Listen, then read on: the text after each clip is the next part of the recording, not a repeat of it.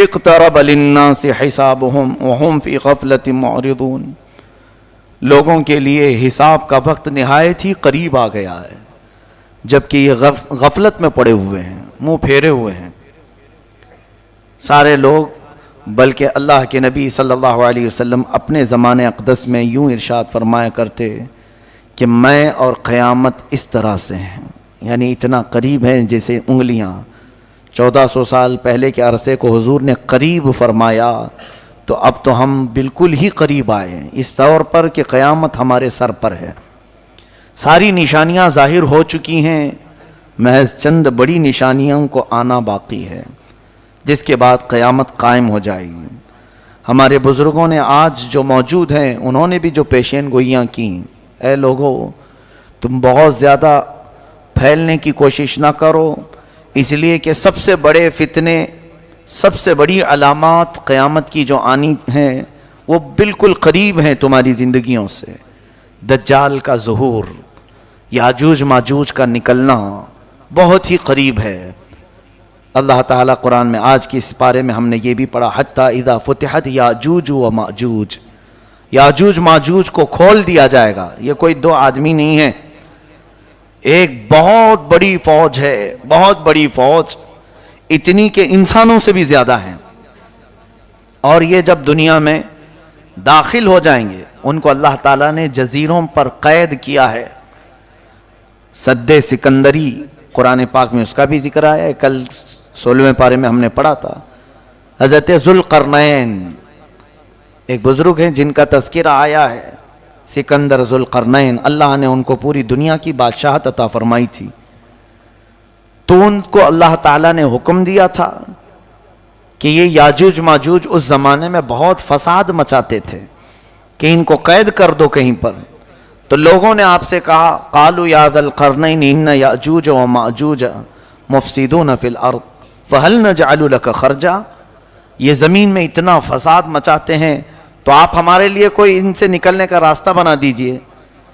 تو انہوں نے ایک دیوار بنائی تھی جس کا ذکر قرآن پاک میں ہے۔ حضرت ذوالقرنین نے سیسا پگھلا کر کے ایک بہت ہی مضبوط دیوار کھینچی۔ وہ دیوار کہاں ہے اللہ بہتر جانے، ہمیں قرآن نے اتنا کہا ہے کہ انہوں نے دیوار میں انہیں قید کیا۔ اور آتونی زبر الحدید حتی اذا ساوا بین الصدفین وقال انفخوا حتی اذا جعلہ نارا قال آتونی افرغ علیہ قطرا، یہ ذکر جو ہے ان کے دیوار بنانے کا ہے۔ پہلے اس سیسے کو پگھلایا گیا، آگ بنی، پھر اس کو مضبوط کیا گیا، پھر دیوار تعمیر ہوئی۔ اب وہ یاجوج ماجوج کی جو فوج ہے انہیں قید کر دیا گیا۔ حدیث پاک میں ہے وہ روزانہ دیوار کو توڑنے کی کوشش کرتے رہتے ہیں، پوری رات بھر دیوار کو چاٹتے ہیں یہاں تک کہ وہ تھوڑی باقی رہ جاتی ہے۔ تو تھوڑی باقی رہتی ہے، صبح کے وقت وہ تھک جاتے ہیں اور کہتے ہیں چلو باقی کا کل کر لیں گے، یہ کل نکل جائے گی۔ وہ جیسے ہی واپس آتے ہیں اللہ تعالیٰ اس دیوار کو جیسی تھی ویسی بنا دیتا ہے، روز کا معمول ان کا ہے۔ اور پھر فرمایا گیا کہ اخیر میں وہ یہ کہیں گے، پوری دیوار کو چاٹتے چاٹتے یا توڑتے توڑتے قریب کو پہنچ جائیں گے، تب وہ یوں کہیں گے انشاءاللہ کل تو ختم ہو ہی جائے گی، اللہ نے چاہا تو وہ جس دن وہ کہیں گے تو پھر وہ دیوار ٹوٹ جائے گی، انشاءاللہ کا استعمال کریں گے۔ اس کے بعد دیوار جب ٹوٹے گی تو وہ پوری فوج داخل ہوگی پوری دنیا میں، اور وہ اتنا فساد مچائیں گے کہ ہر چیز کو کھائیں گے، ہر چیز کو، یعنی ان کے لیے کوئی کھانے کی چیزیں مخصوص نہیں، پوری کھیتیاں چر جائیں گے، پورے مویشی جانور چبا جائیں گے، استعمال کرنے والی چیزیں کھا جائیں گے، لکڑیاں کھا جائیں گے، کوئی چیز باقی نہیں چھوڑیں گے، سب چیزیں کھائیں گے۔ وہ ایک بہت بڑا فتنہ ہوگا قیامت سے پہلے، پھر اللہ تبارک و تعالیٰ انہیں ہلاک فرمائے گا۔ دجال کا ظاہر ہونا بہت ہی قریب ہے۔ دجال، کانا دجال جس کو کہتے ہیں، اس کی ایک آنکھ ہوگی، اس کی پیشانی پر کاف رے لکھا ہوگا، وہ صرف اہل ایمان دیکھیں گے، جن کے اندر ایمان ہے انہیں نظر آ جائے گا اس کی پیشانی پر کیا لکھا ہے، کافر لکھا ہوا ہے، اور جو منافق ہیں وہ اسے نہیں پہچان پائیں گے۔ وہ بڑی طاقتیں لے کر کے آئے گا اور لوگوں کو بہت بڑی آزمائش میں ڈالا جائے گا، اس طور پر کہ وہ لوگوں کو دکھائے گا پانی برسا کر کے، زمین سے سبزے اگا کر کے، جو مانگو وہ اسی وقت حاضر کر کے دکھا دے گا۔ سونا چاہیے وہ حاضر ہے، چاندی چاہیے وہ حاضر ہے۔ تو لوگوں سے وہ کہے گا کہ میں تمہارا خدا ہوں، جس کی تم عبادت کرتے تھے میں اتر پڑا ہوں۔ تو جو اسے مان لے گا تو وہ کافر و مرتد ہو جائے گا، اور جو نہیں مانے گا اسے وہ سخت سزائیں دے گا، یہاں تک کہ تیل کو گرمائے گا اور مومنوں کو اس میں ڈالے گا کھولتے ہوئے تیل میں، یا پھر کوئی مومن اس کو نہ مانے تو اس کی دونوں ٹانگ پکڑ کر چیر دے گا، ہلاک کرے گا۔ اس طرح سے سخت اذیتیں دے گا ایمان والوں کو، لیکن اللہ جس کے ایمان کی حفاظت کرے وہ دجال کے فتنوں سے محفوظ رہے گا۔ حضور اکرم صلی اللہ علیہ وسلم دعا کیا کرتے تھے، نعوذ بک من فتنة المسیح الدجال، اے مولا ہم تیری پناہ مانگتے ہیں مسیح الدجال سے، یہ کانا جو دجال آئے گا۔ تو اے لوگوں آپ بھی دعا میں مشغول رہیں، اس لیے کہ وہ زمانہ نہایت قریب۔ مجھے تو نظر آتا ہے کہ جو علامتیں دجال کے ظاہر ہونے کی بتائی گئی تھیں وہ سب آ گئی دنیا میں۔ جھوٹ کو سچ کر کے دکھانا عام ہو جائے گا، ہر جھوٹی چیز۔ یہ دجال کی ذریت، یہ پوری میڈیا جو آج دنیا میں ہے، یہ دجال کے آنے کی راہ ہموار کر رہے ہیں۔ اور دجال کیا ہوگا؟ یہودی اس کو مسیحا سمجھتے ہیں، یہودی اس کو اپنا مسیحا مانتے ہیں کہ وہ ہم سب کو پوری دنیا میں عزت دینے والا آئے گا۔ تو دجال کے آنے کے لیے یہودی پوری فیلڈ ہموار کر رہے ہیں، جگہ جگہ جو تمام چیزوں کا قبضہ، پورے سونے پر ان کا قبضہ ہے آج، جیولری، گولڈ، اتنے تعداد میں یہ جمع کرتے جا رہے ہیں، کیونکہ یہ دجال کی کام آنے کے لیے۔ اور دجال ان کے لیے مسیحا ہے، بظاہر مسیحا۔ وہ یوں سمجھتے ہیں کہ ہمیں جنت دلانے والا آنے والا ہے۔ دیکھا نہیں آپ نے یہودی اکثر چیزوں میں، اپنے برانڈ میں یا اپنے لوگوں میں ایک آنکھ کا استعمال کرتے ہیں، وہ ایک آنکھ کا استعمال دجال کی علامات ہیں۔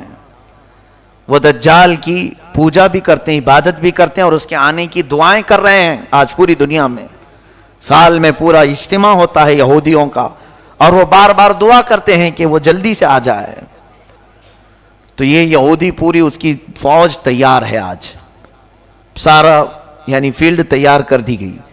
یہ بھی حدیث پاک میں آیا ہے، دجال کے آنے سے پہلے پہلے یہودی اور عیسائی تمام ملکوں کو فتح کرتے کرتے حرم پاک تک پہنچ جائیں گے۔ حرمین طیبین چھوڑ کر، مکہ مکرمہ اور مدینہ طیبہ چھوڑ کر تقریباً پوری دنیا پر یہ قبضہ کر لیں گے۔ یہ حدیث پاک میں یہ ہو کے رہے گا، اور یہ پہنچ گئے، آج عرب میں بھی پہنچ گئے۔ آج عرب کے تمام ایئرپورٹ، سعودی عرب، اصل میں اس کو سعودی کہنا مناسب نہیں سمجھتا، وہ عرب شریف تھا، ان ظالموں نے اس کو سعودی بنایا ہے، پہلے نہیں تھا یہ سعودی، اس کو انہوں نے اپنے خاندانی نام سے ملک کو تجویز کیا ہے۔ وہ عرب ہے، حجاز ہے حضور کے زمانے کا۔ وہاں اب تقریباً سیکورٹی کے تمام معاملات بادشاہوں نے اب اسرائیل کو دے دیا ہے، یہودیوں کو دے دیا ہے۔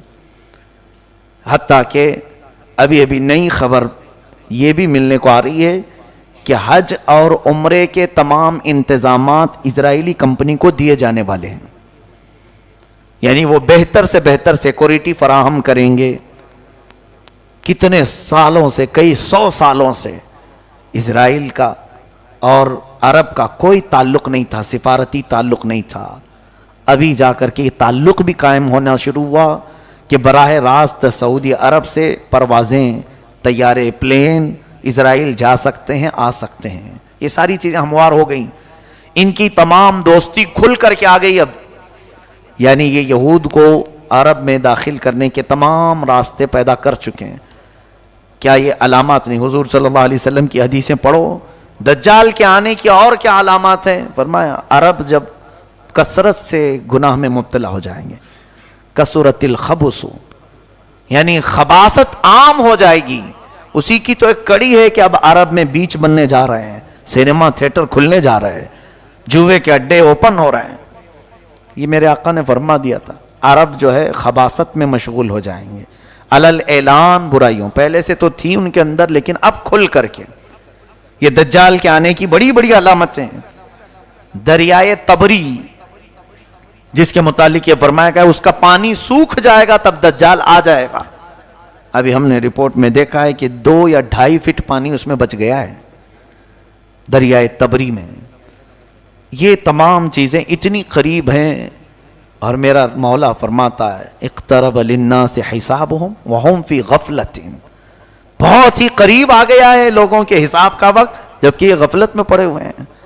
ایسا لگتا ہے کہ کچھ حساب دینا ہی نہیں ہے. قیامت کے آنے کے آثار تمہارے لیے سب چیزیں جو میرے آقا نے فرمایا سب کھل کر کے آنے لگی. پھر کیوں ہم واپس جانے کی انتظار میں نہیں؟ اپنے لیے تیاریاں. آج دیکھیں بچہ بچہ گھر میں اپنے ماں باپ سے ایک چیز پوچھتا ہے عید کے میرے جوڑے کون سے ہیں. ماں باپ یا پھر تقریباً آج اکثر لوگوں کو آپ کسی مارکیٹ میں ہی دیکھیں گے سارے بازار بھرے ہوئے ہیں آج. کیوں؟ عید کی خریداری ہے. عید میں پہننا تو ہے میاں، ابھی عید تو 15-20 دن باقی ہے لیکن تیاری اب سے شروع ہے. ٹیلروں کے پاس جانا اور پھر اپنے سجنے سنورنے کے سامان لینا، یہ سب چیزیں ہو چکی. تقریباً عید آنے سے پہلے پہلے سب کے کپڑے تیار ہیں. گھر میں کیا بننا ہے یہ بھی تیار ہے، گھر میں کیسے سجاوٹ ہوگی یہ بھی تیار ہے، سب تیار ہے. ایک دن کی عید کے لیے ہم مہینہ بھر سے تیاریاں کر رہے ہیں. میرے عزیزو قیامت میں مولا کے حضور کھڑے ہونے کی کیا تیاری کی؟ کون کون سی تیاریاں ہمارے پاس؟ کبھی اپنے بچوں کو سکھایا کہ بیٹا وہاں رب تعالیٰ تو تجھے ننگا کر دے گا، تو کیا پہنے گا؟ قرآن پڑھا، اپنے لیے کچھ رکھا؟ کہیں تمہاری کوئی چوپڑی میں چھوٹی سی نوٹ بک میں لکھا ہوا ہے کہ میں نے اپنی زندگی میں اتنے ختم قرآن کیے ہیں، اتنی تسبیحات پڑھے ہیں، اتنے ذکر کیے ہیں؟ یا پھر کوئی تو چیزیں ایسی لکھ کر کے رکھو کہ رب تبارک و تعالیٰ کے حضور اگر پوچھا جائے تو یہ پیش کر دوں گا. ہم تو اندھا دھند جی رہے ہیں، ہم کو تو کوئی خبر ہی نہیں. باقی سب ہم جوڑے گنتے ہیں، ہر چیز کی تمام ہم کو حساب کتاب سب معلوم ہے. کس دن کیا بنے گا، کس دن کیا سجایا جائے گا، کس دن کیا پہنا جائے گا. میرے عزیزو یہ غفلت کی زندگی ہمارے لیے بہت ہی خطرناک ہے. مسلمان کی زندگی ایسی نہیں ہونی چاہیے. کفار و مشرکین اگر ایسے جیتے ہیں تو ان کے لیے تو اللہ نے جہنم تیار کیا ہے. اللہ فرماتا اعدت للکافرین، میں نے جہنم کو کافروں کے لیے تیار کیا ہے. تم کیوں اس کی تیاری کر رہے ہو؟ فاتقوا النار التي وقودها الناس والحجارة اعدت للکافرین، اس جہنم کی آگ سے ڈرو جس کا ایندھن میں نے انسانوں کو اور پتھروں کو بنایا. لیکن وہ جہنم کس کے لیے ہے؟ اے لوگو کافروں کے لیے. تم خوش نصیب ہو، اللہ نے تمہارے لیے کہیں پر بھی قرآن میں ایک جگہ بھی نہیں فرمایا کہ جہنم ہے، بلکہ سب جگہ تمہارے لیے فرمایا ان الذین آمنوا وعملوا الصالحات کانت لہم جنات الفردوس نزلا. جو ایمان لائے ہیں، عمل صالح کیے ہیں، اے لوگو ان کی مہمان نوازی کے لیے تو میں نے جنت الفردوس بنایا ہے. ایک جگہ نہیں، ہر پارے میں تمہیں ملے گا جنات تجری من تحتها الانہار خالدین فیہا. ایسی تمہارے لیے جنتیں میں نے بنائی ہیں، باغیچے ہیں جس میں نہریں بہ رہی ہیں، جو جائے گا اس میں ہمیشہ رہے گا. لیکن بندہ ہے کہ وہ مولا کی سجائی ہوئی جنت کو لینے کی تیاری کرنا نہیں چاہتا. کافروں کے کام اچھے لگتے ہیں، یہود و نصارہ کے عمل پسند ہیں. ہماری پوری قوم کو ان کی ایکٹیویٹیز میں دلچسپی ہے، ان کے کیریکٹر کو دل سے لگانے کو پسند کرتے ہیں.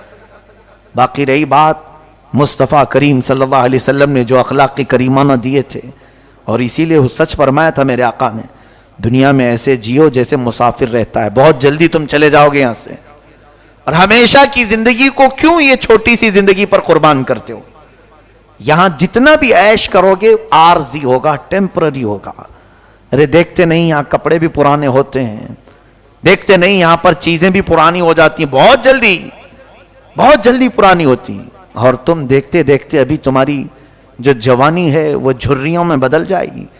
ابھی چہرے پر رنکلز آنے شروع ہو جائیں گے، دانت جھڑنے شروع ہوں گے، بال سفید ہونے لگیں، کمر جھکنے لگے گی. دنیا کا تو قرار ہے ہی نہیں کسی چیز پر. بہت تیزی سے تمہارے اندر تبدیلی لا رہی ہے. کیا اپنے پچھلے حالات دیکھتے نہیں؟ ذرا شیشے میں جا کر دیکھ لینا، چند دن پہلے یا چند سال پہلے تمہارا چہرہ کیسا تھا، آج کیسا ہے؟ بدل رہا ہے کہ نہیں بدل رہا؟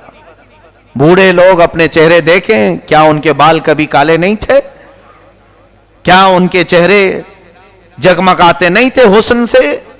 بہت جلدی تمہارے چہروں پر بھی جھریاں آ گئیں، بدل گئے.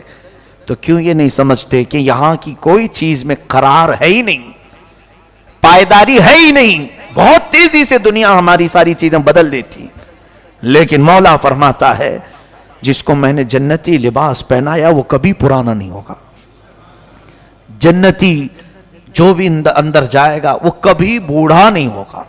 جو جوان ہے جوان ہی ہمیشہ کے لیے. وہ پائیداری ہے، اس کے اندر استقرار ہے، قرار ہے. ان تمام چیزوں کو چھوڑ کر بندہ اپنی غفلت میں جی رہا ہے. اسے مختصر سا عیش چاہیے. خیر، اللہ ہمیں دنیا کی مکاریوں اور عیاریوں سے بچائے.